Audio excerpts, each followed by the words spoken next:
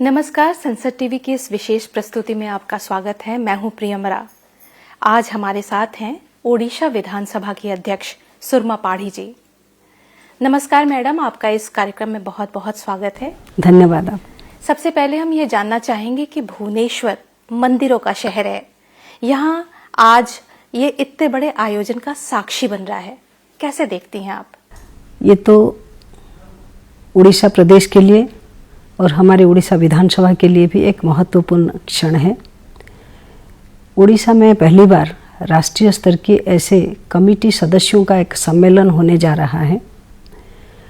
ऐसे एक विशेष कमेटी अनुसूचित जनजाति और अनुसूचित जाति वर्गों का हर प्रदेश में जो कमिटीज होती है, जिनका काम है उन प्रदेशों में रही इस वर्ग की कल्याण और विकास का काम को अनुध्यान करना और साथ ही साथ सरकार को इसके बारे में परामर्श देना। ऐसे हर प्रदेशों से जो अनुसूचित जाति और जनजाति की कमेटी है, उस कमेटी के अध्यक्ष और सदस्यों का यहाँ पर आगमन हो रहा है। साथ ही साथ संसदीय कमेटी भी, पार्लियामेंट का जो SC/ST कमेटी है वो भी पधार रहे हैं। तो ऐसे एक पैन इंडिया प्रोग्राम जो है पूरे देश भर में अनुसूचित जनजाति और जाति वर्गों का जो समस्याएं हैं, हर प्रदेश में जो इसके ऊपर कार्रवाई किया गया है उसके बारे में चर्चा होगी और आगे चलकर उसका निष्कर्ष भी यहीं से निकलेगा। ऐसे एक बहुत बड़ा कार्यक्रम होने जा रहा है, जिसके लिए हम बहुत गर्वित हैं और आभार है लोकसभा स्पीकर श्री ओम बिरला जी के पास, क्योंकि उन्होंने उड़ीसा प्रदेश को चुना है। ऐसे तो देखा जाए इस कमेटी का 5 बार कमेटी नई दिल्ली में ही बैठी थी। बैठक पहली बार दिल्ली से बाहर कहीं होने जा रहा है तो उड़ीसा चयन किया गया। ये भी हमारे लिए गर्व की बात है। और साथ ही साथ मैं यह कहूँगी, ये एकाम्र क्षेत्र है भुवनेश्वर, प्रभु लिंगराज जी का स्थान यहीं पर है और उड़ीसा जगत के नाथ प्रभु जगन्नाथ जी का धाम के रूप में परिचित है। हर एक लोगों में इच्छा रहती है कि जगन्नाथ जी का दर्शन हो और हम इस अवसर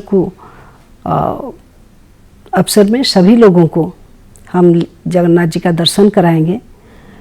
अतिथि देवो भव इस विषय पर ध्यान केंद्रित है उड़िया लोगों का, तो हमें भी एक अतिथि सेवा करने का मौका मिल रहा है, इसलिए हम बहुत गर्वित हैं, हम बहुत खुश हैं।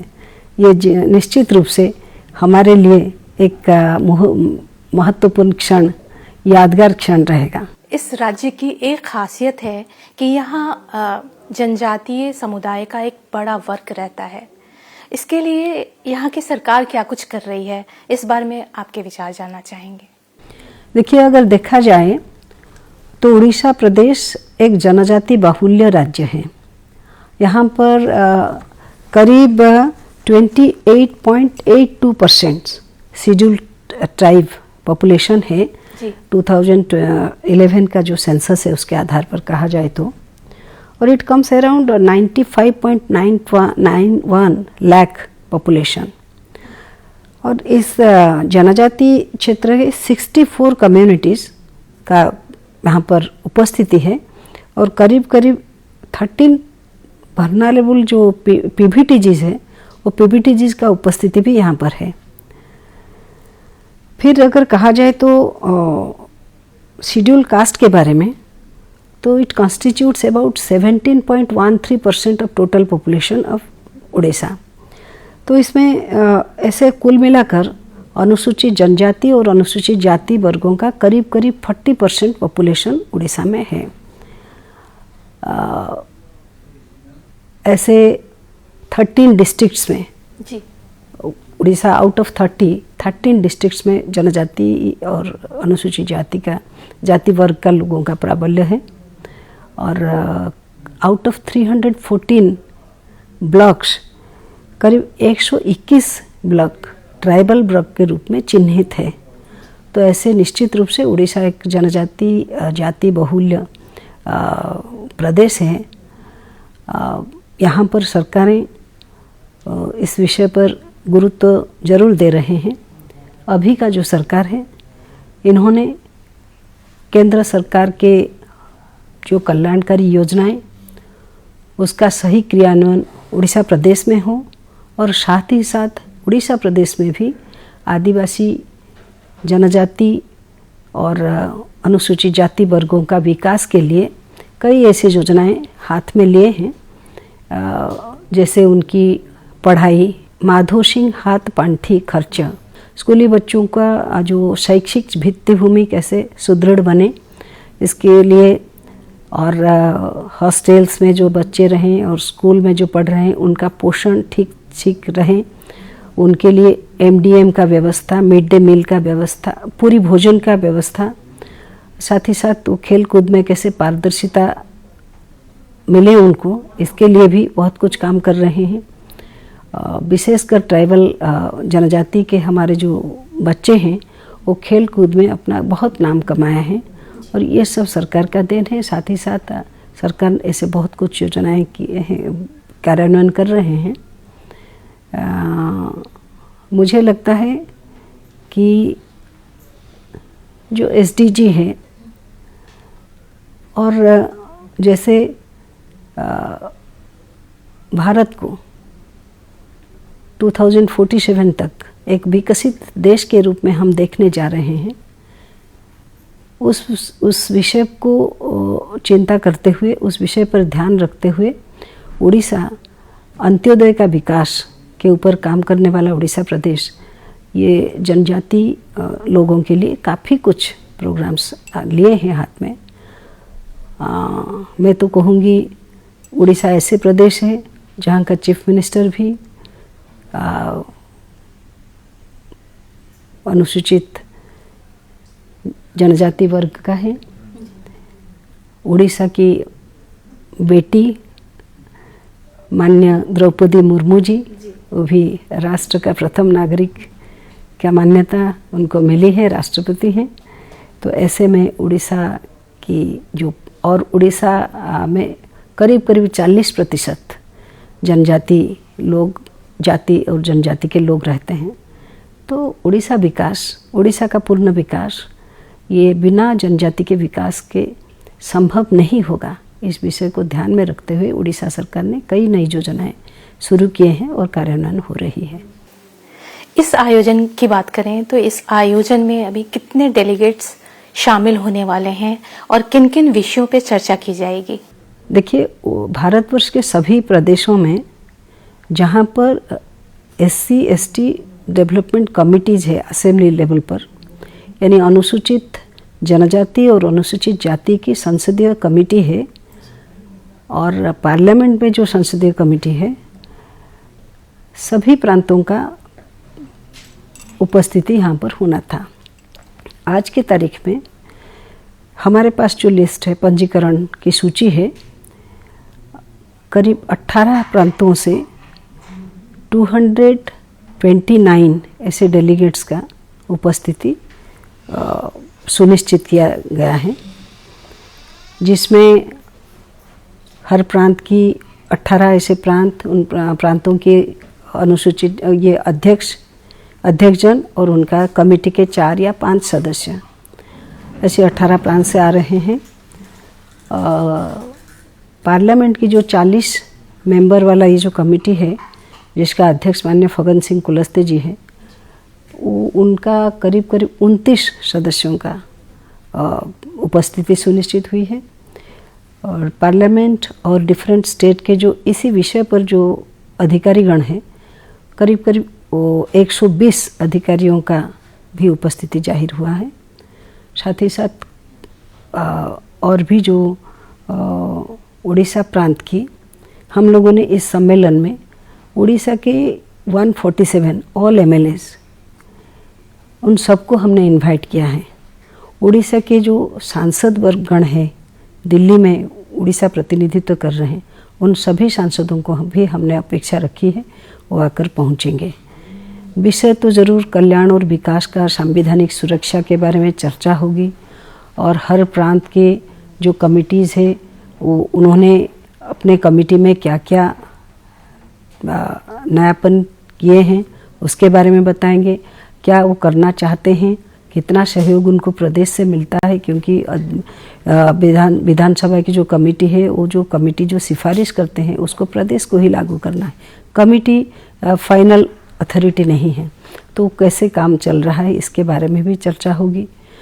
कुछ best practices of different states, अन्य राज्यों के लिए ये भी एक उदाहरण होगा। टेक अवे पॉइंट्स दूसरे राज्यों को मिलेगा इस चर्चा में। और साथ ही साथ सामान्य तौर पर जैसे अपने प्रदेशों के बारे में जो चर्चाएं होती है, दूसरे प्रांतों का चर्चा भी साथ साथ अन्य लोगों को प्रभावित करता है। मुझे लगता है कुछ ऐसे कमिटीज़ होंगे, कुछ ऐसे प्रांत होंगे जहाँ पर कुछ बेस्ट प्रैक्टिसेस है जिसके बारे में अलग कोई प्रांत उससे कुछ सीख भी उनको मिलेगा, कुछ पॉइंट्स भी वो ले सकते हैं। अधिकारीगण साथ में हैं तो एक चर्निंग होगा। इस चर्निंग से कुछ अच्छा ही निष्कर्ष निकलेगा, ऐसा मेरा विश्वास है। ऐसे संसदीय कमेटी के अध्यक्ष फग्गन सिंह कुलस्ते जी और संसदीय कमेटी जो मेंबर्स है वो भी हैं। पूरे देश भर का जो अनुसूचित जाति और जनजाति वर्गों का जो कुछ समस्या है, कुछ बेस्ट प्रैक्टिसेस है, उसके बारे में भी पैन इंडिया स्टेटमेंट एक वो कर सकते हैं। उसका निष्कर्ष हम होस्ट प्रदेश के नाते बाकी हमारा काम है इन सबको एक अच्छा वातावरण दे जिसमें बहुत अच्छी तरह से ये लोग चर्चा कर सकें और इस चर्चा से कुछ अच्छा ही निष्कर्ष निकलेगा, ऐसे विश्वास के साथ हम अपना काम करने जा रहे हैं। जैसे आपने बताया है होस्ट स्टेट होने के नाते आप इतनी तैयारियां कर रही हैं, तो मैम हम आपसे जानना चाहेंगे क्या कुछ चैलेंज आपने फेस किया इन पूरी तैयारियों के पीछे और इतना बड़ा आयोजन करने को लेकर के? देखिए, जैसे संसदीय प्रैक्टिसेस है उसमें जहाँ कहीं भी मीटिंगें होती हैं तो स्पाउस को साथ लेकर आने का व्यवस्था रहती है। ये एक अच्छा व्यवस्था है। तो यहाँ पर जो जितने डेलीगेट्स हैं हम अपेक्षा रखते हैं कि उनके परिवार भी साथ में आएंगे और मुझे लगता है कुछ बहुत सारे लोग ऐसे परिवार को लेकर के आए। तो करीब करीब 350 से 400 लोगों का, यानी डेलीगेट्स तो अभी तक 220 है ऑफिशियल्स और इसको मिलाकर के और स्पाउस को मिलाकर के करीब 400 से 500 लोगों का आवागमन होगा।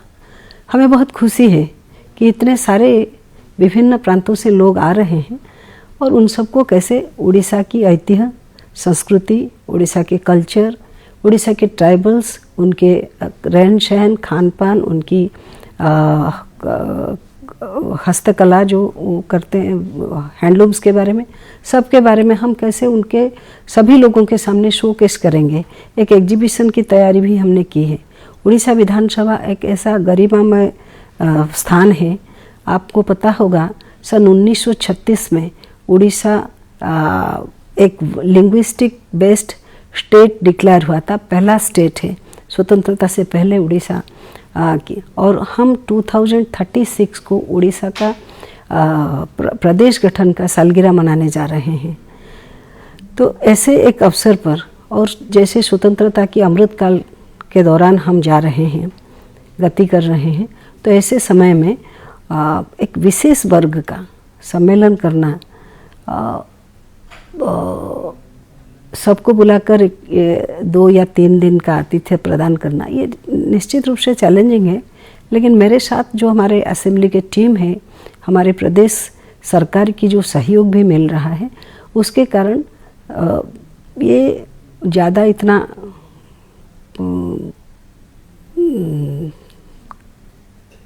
डिफ़िकल्ट होगा ऐसे मुझे नहीं लगता है। तैयारी हो चुकी है, काफ़ी कुछ प्रोग्रेस भी हो चुकी है। तैयारी के तौर पर अगर हम देखा जाए तो एक यहाँ पर जैसे मैं बता रही थी, एक प्लेनरी सेशन तो रहेगा, इनागुरल और वैलिडेटरी सेशन रहेगा, प्लेनरी सेशन भी रहेगा जिसमें पूरा समय चर्चा और ये चर्चा रहेगी। फिर हम उड़ीसा की जो जगन्नाथ पुरी का दर्शन कराना, भुवनेश्वर या ये जो जहाँ पर अशोक चंडाशोक से धर्माशोक में परिवर्तित हुए थे। यहाँ पर ऐसे खंडगिरी, धौली ऐसे देखने लायक स्थान है। प्रभु लिंगराज जी का मंदिर, ये भी दर्शन कराएंगे। साथ ही साथ यहाँ पर 6 सेंचुरी से लेकर के 11 सेंचुरी तक का बहुत पुराने ऐसे सुआशारी मंदिर, राजा रानी टेम्पल, ऐसे बहुत सारे टेम्पल है जिसका जो प्रस्तर कला जो है वो नंबर 1 है। तो ये भी दिखाने का मौका हमको मिलेगा। तैयारी हम चर्चा के लिए, तैयारी हम अपना ऐतिह्य संस्कृति को दिखाने के लिए, चर्चा हम उड़ीसा के हस्तकला प्रदर्शनी लगाकर भी उसको भी शोकेस करने की, और ट्राइबल कम्युनिटीज़ का रहन सहन उसके बारे में भी जानकारी देने के लिए हमने पूरी तैयारी की है। ये बहुत आनंद की विषय है हम लोगों के लिए। अगर आपसे जानना चाहें कि क्या ये पहली बार है जब संसद सहित 19 राज्यों के प्रतिनिधि जो हैं एक मंच पे इतने बड़े मुद्दे को लेकर के, इतने बड़े विषय पर चर्चा कर रहे हैं, या फिर इससे पहले भी कभी ऐसा मौका आया था, ऐसा अवसर आया था? ये राष्ट्रीय स्तर की जो सम्मेलन जहाँ तक मुझे पता है सन 1976 में पहली बार हुई थी दिल्ली में। फिर इसके बाद 1979, फिर इसके बाद 1979, 1983, 1987 एंड 2001 ऐसे 5 बार दिल्ली में ही ऐसे राष्ट्रीय स्तर की सम्मेलन हुई थी। और दिल्ली से बाहर कहीं दूसरे प्रांतों में ये नहीं हुआ था। और जब दूसरे प्रांतों में करने का मन बनाया तो फिर उड़ीसा को मौका मिला। और उड़ीसा के बारे में अगर हम देखेंगे तो करीब 31 साल पहले एक बार उड़ीसा विधानसभा में ऑल इंडिया स्पीकर्स कॉन्फ्रेंस एक हुई थी। इसी विधानसभा के अंतर्गत ही हुई थी। और इसके बाद 31 साल तक कभी भी कोई राष्ट्रीय स्तर के सम्मेलन होने का मौका हमें नहीं मिला था। तो ये काफ़ी उत्साहजनक विषय है। काफ़ी सालों के बाद पहली बार हम राष्ट्रीय स्तर के और जो यानी पार्लियामेंट और विधानसभा ऐसे कमिटीज़ का एकत्रित एक मीटिंग करने जा रहे हैं। 5 बार दिल्ली के अंदर हुई थी, और जब मौका मिला दिल्ली से बाहर आने का तो उड़ीसा को पहला मौका मिला। इसलिए मुझे लगता है उड़ीसा एक केंद्रीय नेतृत्व के ध्यान में है। पूर्वोदय का विकास जो जिस थीम पर हम देश में काम हो रहा है, पूर्वोदय का प्रवेश द्वार है उड़ीसा। तो उड़ीसा का विकास के साथ साथ देश का विकास होगा, ऐसी चिंता को ये पुष्टि देती है।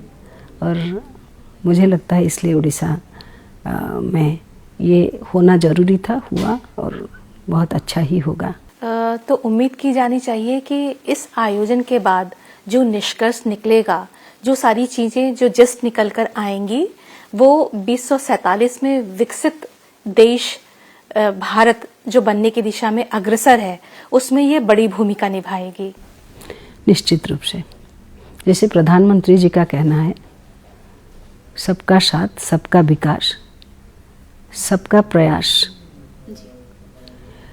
तो और अंत्योदय के थीम पर ही देश का सरकार काम कर रहे हैं। अंतिम जन का विकास के आधार पर ही देश को विकसित किया जा सकता है। ऐसे भी अंतिम जनों का विकास के लिए अंतिम जनों को जो क्रियान्वित करना है, उनको उनका सामर्थ्य को आर्थिक दिशा में परिवर्तित करने का जो चिंताधारा है, इस विषय पर भी काम हो रहा है, वोकल फॉर लोकल। तो इस ऐसे इन सभी चीज़ों के साथ सन 2047 जब हम स्वतंत्रता की 100 साल मनाने जा रहे हैं, तब तक भारतवर्ष जिसका इतना विस्तृत मानव संबल है, परिश्रमी जनता है, और उनके लिए भौगोलिक स्थिति अगर भारतवर्ष की देखा जाए, नदा नदियों से भरा भारत, विस्तार सामुद्रिक क्षेत्र रही है भारतवर्ष में। साथ ही साथ उसका जो जमीन है, जो नदियां हैं, जो उपजाऊ शक्ति है, एवं जो मानव संबल है, जो कि गांव में रहते हैं, करीब 70% 70% ऑफ विलेजर वो कृषि का अपना जीवन मानते हैं। तो ज़रूर ऐसे अंतिम जनों का विकास का जो काम जिसके ऊपर ध्यान केंद्रित हो रहा है, अंतिम जनों का आर्थिक सशक्तिकरण और विकास में संपृक्ति, इसके आधार पर जरूर भारतवर्ष विकास के शीर्ष स्थान पर पहुंचेगा। इसी लक्ष्य पर काम हो रहा है। तो जैसे आप पूछ रहे हैं कि ये संभव है, मैं तो कहूँगी ज़रूर। पूरे समाज को उनका जो है विकास काम में उनका योगदान रहे, इस विषय पर अगर कोई सोच रहा है, कोई इसी के ऊपर काम कर रहा है, सब जो नागरिक है उन सबको उनका